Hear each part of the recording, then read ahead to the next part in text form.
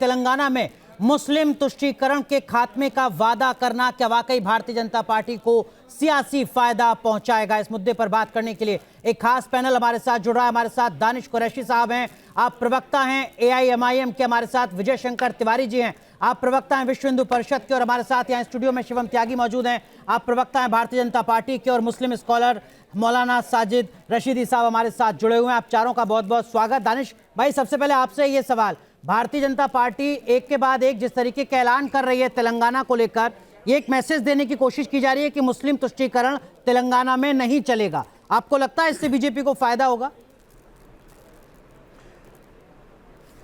देखिए, मुझे लगता है कि ये बात तुष्टीकरण की है ही नहीं, ये भारतीय जनता पार्टी की विरोध और नफरत भरी जो मानसिकता है वो आपके सामने है।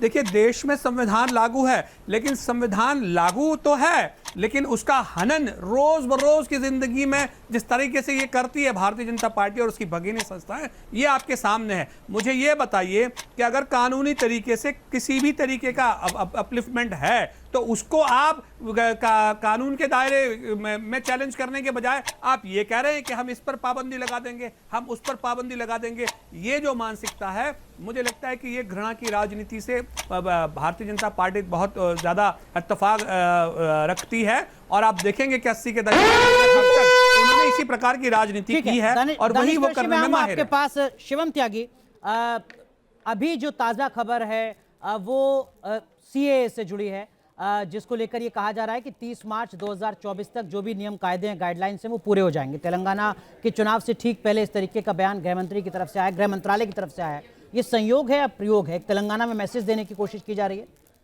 मुझे लगता है सीएए कोई पहला विषय तो है नहीं या फिर पहली बार भी नहीं है। लगातार इस देश में सीएए को लेकर तमाम तरह की चीज़ें रही है। सीएए एक ऐसा विषय रहा है जिस पर टाइम एंड अगेन बार बार बात हुई है, सरकार की तरफ से चीज़ें भी हुई हैं और कहीं ना कहीं बिल जब प्रपोज किया गया था तो उसके बाद देश में क्या माहौल रहा आपने भी देखा होगा। मैं ऐसा मानता हूं कि देश के लिए एक सार्थक चर्चा है और कहीं ना कहीं जिस तरीके से 5 अलग अलग देशों में जो माइनॉरिटीज़ हैं उनको कहीं ना कहीं जो नागरिकता देने की बात है उस पर काम होना ही चाहिए। अगर कहीं पर भी माइनॉरिटीज़ के साथ जो है बुरा व्यवहार हो रहा है और सरकार के हमारे देश की जो नेबरिंग कंट्रीज़ हैं उनमें कहीं ना कहीं दिक्कत है, तो मैं मानता हूं इस पर चर्चा होनी चाहिए और ये ज़रूरी भी है, क्योंकि कहीं ना कहीं माइनॉरिटीज़ को सिक्योर करना और कहीं पर भी अगर ऐसा होता है तो उस चीज़ को ध्यान रखना सरकार का काम है। और सीएए एक ऐसी चीज़ है जिस पर चर्चा भी मुझे लगता है ये देश काफ़ी कर चुका है, तो अब समय है कि कहीं ना कहीं इस पर बात की जाए और इसको आगे बढ़ाया जाए, जितना जल्दी हो। साजिद रशीदी, सीए का आपने जिक्र किया, तेलंगाना के संदर्भ में बीजेपी के नेता कह रहे हैं कि हम हैदराबाद का नाम बदल देंगे, मुस्लिम आरक्षण जो दिया जा रहा है उसको तेलंगाना से खत्म कर दिया जाएगा, राम मंदिर के दर्शन के लिए स्पेशल ट्रेन चलाई जाएगी तेलंगाना से। मतलब एक मैसेज ये दिया जा रहा है कि जो मुस्लिम अपीजमेंट होता है उसको खत्म किया जाएगा। ठीक है, जरूरी है आपको लगता है, या एक अलग तरीके की पॉलिटिक्स बीजेपी कर रही है? देखिए, बीजेपी का हाल अब इस वक्त में ऐसा है कि उसको ये समझ नहीं आ रहा है कि हम चुनाव किस मुद्दे पर लड़े। मैं समझता हूँ 22 जनवरी का जो इनका कार्यक्रम है उद्घाटन का राम मंदिर के, उस पर शायद खुफिया एजेंसियों की इस तरह की इत्तलात इनको मिल गई हैं, इनपुट, कि ये अब दाव काम आने वाला नहीं है। तो इस तरह की बातें ये कभी CAA को लेकर या किसी भी और दूसरी बात को लेकर, अब देखिए हैदराबाद का नाम बदलने की बात हो रही है। मैं योगी जी से कहना चाहता हूँ, सैकड़ों नाम आपके यहाँ उत्तर प्रदेश में हैं, वहाँ तो बदलने की बात नहीं कर रहे हैं आप। और नाम बदलना कोई इतना आसान थोड़ा ही मेरे भाई, सरकार का फैजाबाद का अयोध्या कर दिया, इलाहाबाद का प्रयागराज। देखिए, ये कोई बड़ा कमाल नहीं है, सरकार का 200 से 500 करोड़ रुपया लगता है एक शहर का नाम बदलने में। अगर ये 200 से 500 करोड़ जनता के ऊपर खर्च हो तो कितना अच्छा है, नाम में क्या रखा है। ठीक है, विजय शंकर तिवारी, साजिद रशीदी को आपने सुना, वो कह रहे हैं नाम में क्या रखा है और इस तरीके का मैसेज देने का मतलब क्या है एक सेकुलर कंट्री में कि हम मुस्लिम तुष्टीकरण के खिलाफ एक्शन लेंगे?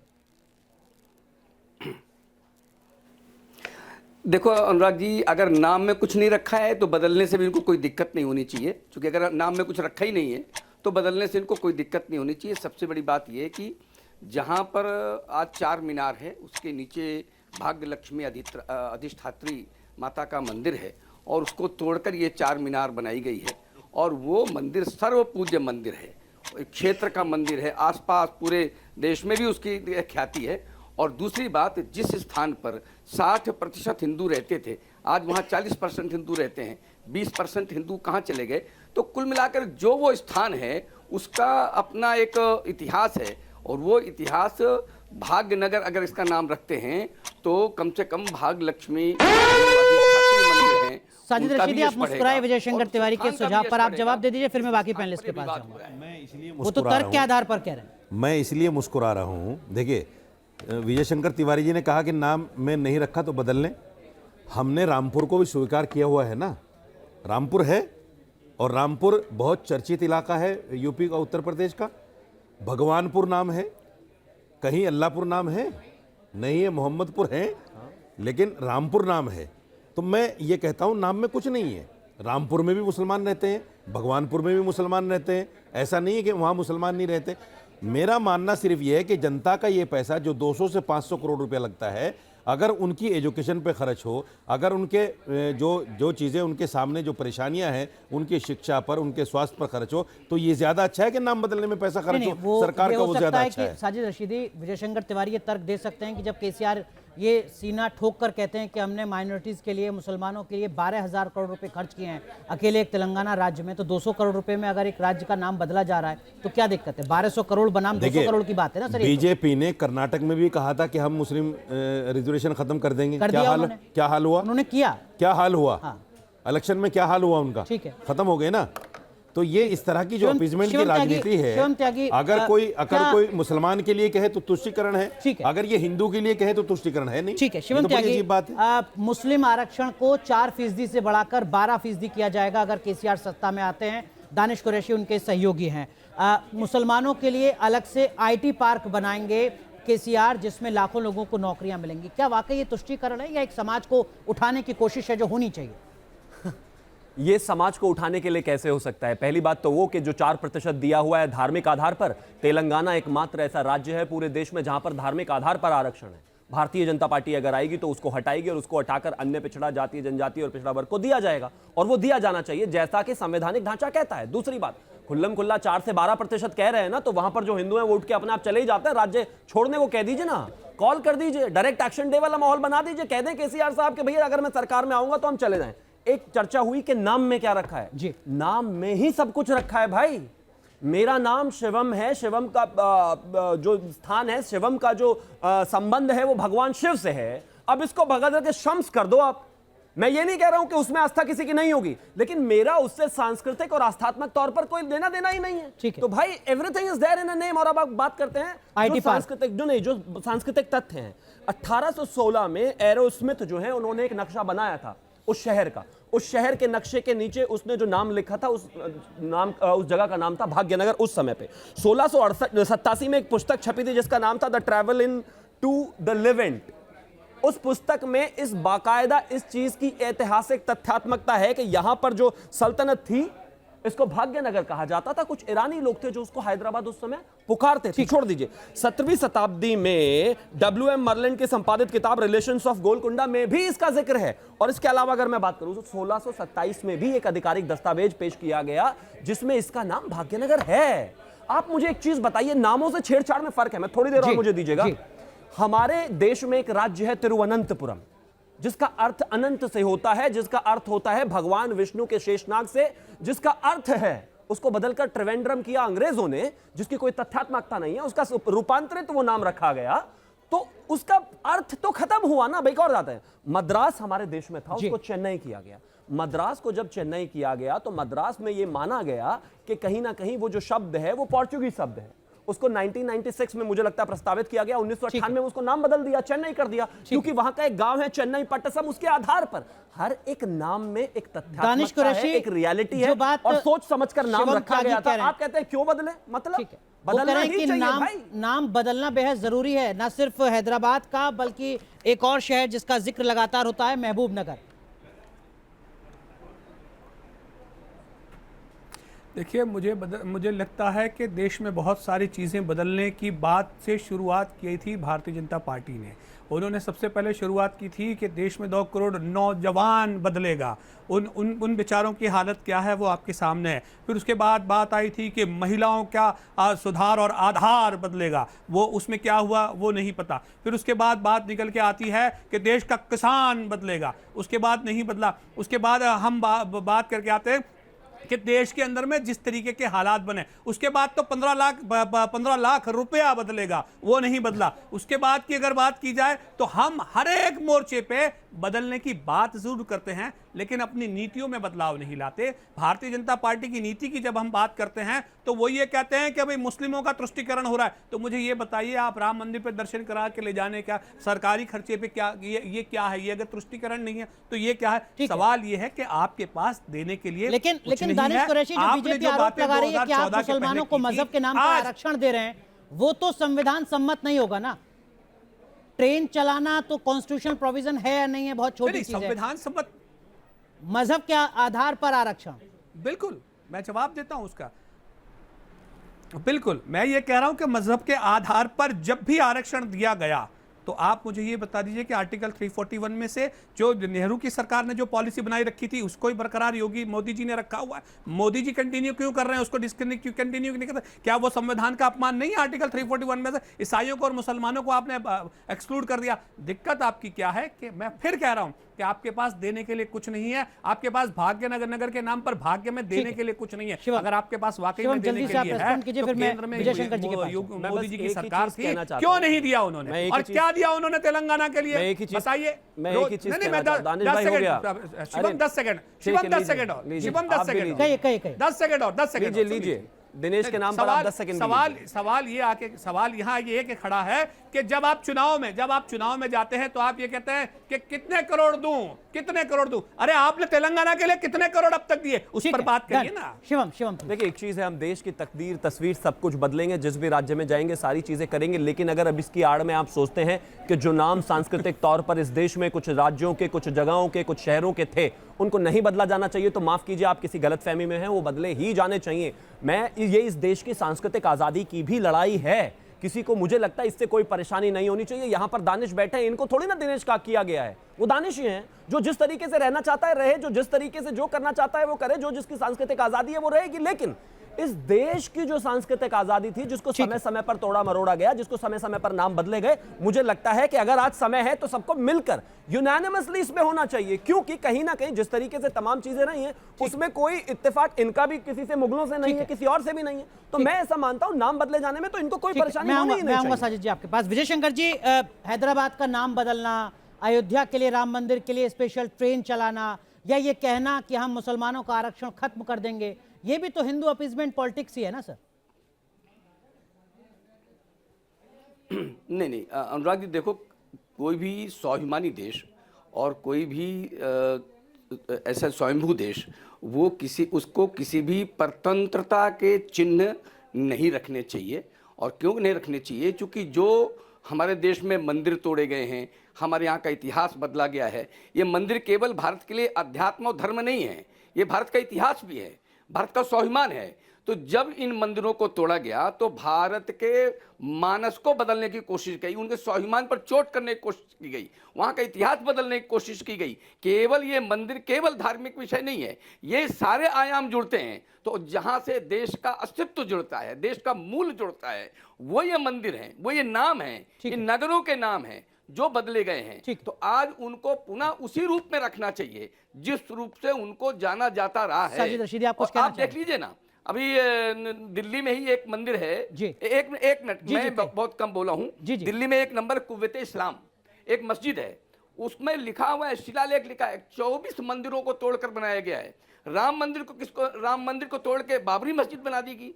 आप ही देखिए अपना काशी में, ऐसे देश में अनेकों मंदिर हैं जिनको तोड़ करके आपने इस्लामिक नाम दे दिया। इसलिए अगर नाम में कुछ नहीं रखा है तो ये क्यों किया गया? इसलिए किया गया कि अब उस इतिहास, तारीख को बदलने की कोशिश, आस्था को, भारत के स्वाभिमान को दलित करने की कोशिश की गई। साजिद रशीदी, देखिए, मैं एक बात मानता हूं, इनको तय कर लेना चाहिए कि भाई अगर हमारी 5 साल सरकार रहेगी तो 1 साल पूरा हम नाम बदलने में लगाएंगे, और बदल दीजिए सारे नाम।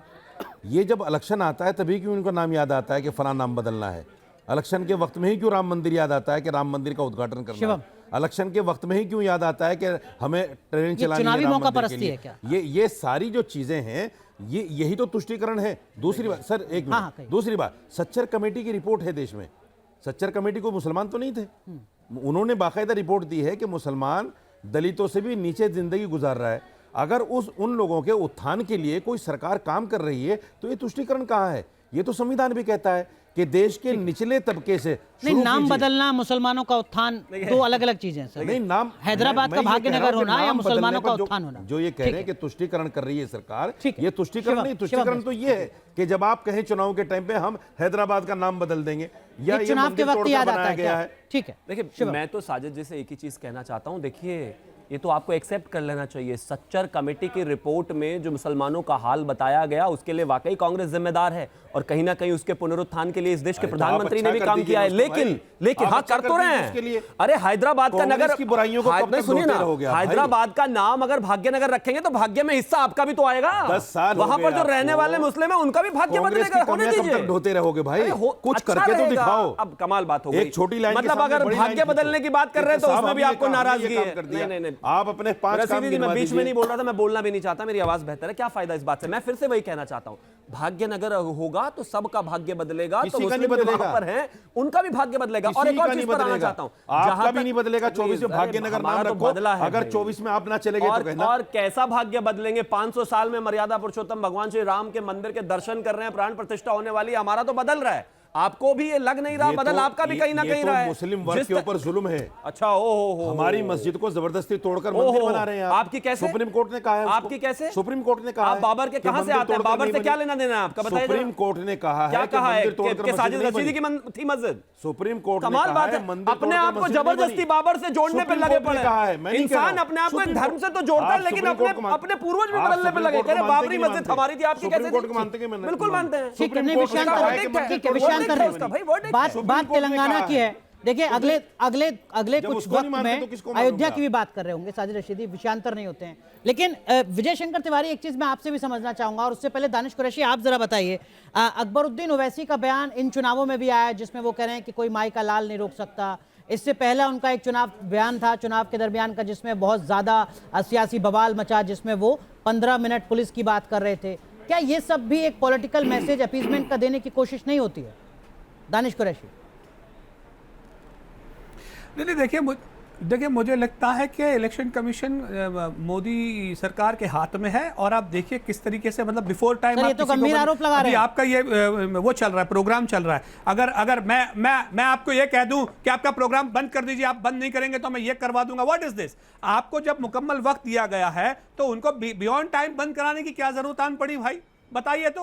चुनाव है, अपने उफान पे है, यहां से बैठ के, और जो लोग अगर बात कर रहे हैं अकबर भाई की, तो मुझे ये याद पर सवाल खड़ा हुआ है, दानिश भाई, इसलिए मैं कह रहा हूं कि पश्चिम बंगाल में, सुनिए,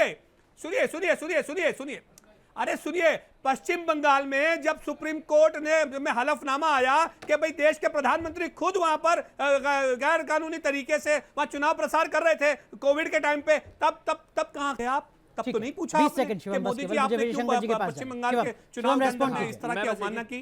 है कोई एक जवाब चीज इसका? कहना चाहता हूं। नहीं है अकबरुद्दीन जवाब। ओवैसी को बेवजह टारगेट किया जाता है। जहां तक एआईएमआईएम की बात है, इस पार्टी के ज्यादातर लोग सीरियल ऑफेंडर हैं, चाहे कोई भी हो। अकबरुद्दीन ओवैसी कोई नए सीरियल ऑफेंडर तो है नहीं, कोई ऐसा तो है नहीं पहली बार उन्होंने बोला है, कोई ऐसा नहीं है कि उनकी हेट स्पीच इस टाइप की पहली बार है, कोई ऐसा भी नहीं है कि वो इतने शानदार और अच्छे इंसान हैं कि कहीं ना कहीं जो भी चीजें होते हैं सबका पालन करते हैं। नहीं, लगातार, चाहे वो 15 मिनट की पुलिस हटाने की बात हो, चाहे इस देश में हिंदू धर्म के देवी देवताओं को अपमान करने की बात हो, और चाहे अब ये चुनाव आयोग वाला विषय हो, मैं तो मानता हूं मुस्लिम तुष्टीकरण वाली सरकार है, और केसीआर का रिमोट कंट्रोल जिस तरीके से ओवैसी ब्रदर्स के हाथ में रहता है, अगर बेहतर होता और अगर उत्तर प्रदेश में होता या भारतीय जनता पार्टी के किसी भी राज्य की सरकार में होता तो अब तक तो ठीक हो जाता। साजिद जी प्लीज, वक्त थोड़ा कम है, मैं आऊंगा आपके पास, मैं आऊंगा आपके पास। विजय शंकर तिवारी, जब हम अकबरुद्दीन ओवैसी की बात कर रहे हैं, 10 सेकंड विजय शंकर तिवारी, जब हम अकबरुद्दीन ओवैसी की बात कर रहे हैं, तो हमें टी राजा की भी बात करनी चाहिए। उनके बयानों पर पार्टी उनको निलंबित करती है और फिर चुनाव से पहले इनाम देती है टिकट देकर। ये तो दोनों तरफ से है ना। देखो अनुराग जी, अभी 2-3 बातें उठी वो क्लियर हो जानी चाहिए। अभी बात ये चैलेंज दिया गया कि भागनगर, हम भी देखते हैं कि भागनगर कैसे रखा जाएगा, कैसे नाम बदला जाएगा, तो बहुत सारे हमें चैलेंज मिल चुके हैं। धारा 370 के लिए चैलेंज मिलता था कि देखते हैं कैसे इसका नाम बदलते हैं, कैसे यहाँ की धारा 370 हटाते हैं। धारा 370 हट गई। श्री राम जन्मभूमि के लिए इसी प्रकार से चैलेंज किया जाता था कि देखते हैं कैसे श्री राम जन्मभूमि पर भव्य मंदिर बनाते हैं, बन गया। अभी 22 तारीख को वहाँ प्राण प्रतिष्ठा है। तो ये इस मुगालते में न रहें। सत्य की हमेशा विजय होती है, ठीक ये है। हम लोगों की एक मान्यता है। दूसरी की बात, भी हद एक बात होती ये है अभी भाई। आई थी कि श्री राम जन्मभूमि में सरकारी पैसे से लोगों झूठ को की लिया भी जा हद रहा होती है, झूठ तो पे झूठ। कोई भी सरकारी आपको तो पैसे से जनाब नहीं जा रहा यही है। पता नहीं कि धारा हजारों लाखों 370 लोग अभी भी वहां जा लागू रहे है। हैं, अपनी जेब से सिर्फ 2 अमेंडमेंट टिकट हुए हैं लेकर उसमें। के वहां पर जा रहे और हैं। आप लोगों ने झूठ अपनी बोलना जेब शुरू कर दिया। खर्च करके श्री 370 राम हटा दिया, जन्मभूमि में 370 हटा दिया। भगवान राम के दर्शन करने जा रहे दानिश हैं। कुरैशी, आप बात कुछ कहना इनको चाह रहे समझ थे, लेनी वक्त कम है, 20 सेकंड। दानिश कुरैशी प्लीज।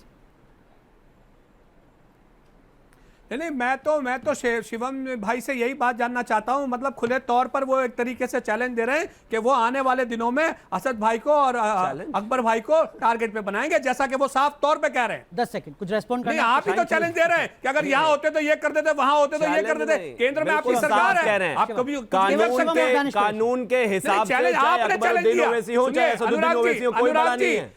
अगर कोई मॉडल कोड ऑफ कंडक्ट को ब्रेक करेगा, उसकी चीजें करेगा, तो माफ कीजिए, उससे उसी भाषा में निपटा जाएगा। पहले अलग था, ओवैसी ब्रदर्स कोई कानून से ऊपर नहीं है।